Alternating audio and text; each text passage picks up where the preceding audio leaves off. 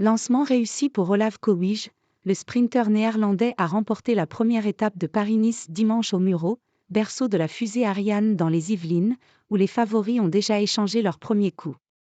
À seulement 22 ans, le coureur de Visma Lease Bike affiche un bilan remarquable de 30 victoires à son compteur, dont 3 cette saison, lui qui avait déjà gagné sur la course au soleil l'an dernier à Saint-Paul-Trois-Châteaux.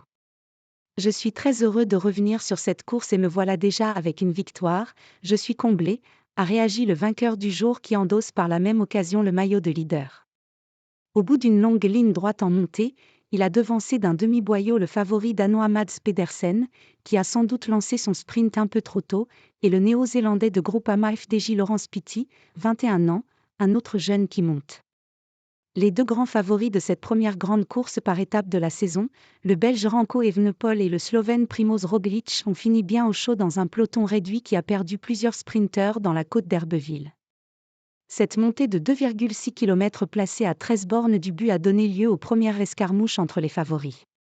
C'est d'abord le Colombien Egan Bernal, qui revient fort après son effroyable accident en janvier 2022, qui a planté une première attaque, aussitôt contrée par Evenepoel, avec Roglič dans sa roue.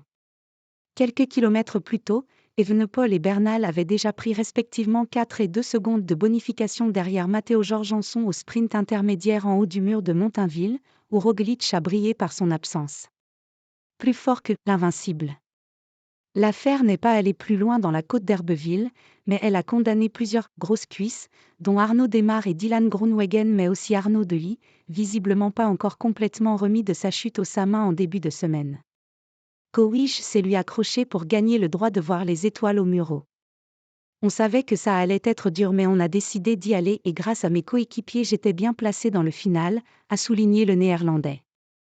Dans les derniers mètres, il a trouvé ce supplément d'âme qui lui a permis de coiffer sur le poteau l'ogre danois Mads Pedersen qui arrivait bardé de ses 6 victoires de l'année, tout en France, à l'Étoile de Bessèges et au Tour de la Provence.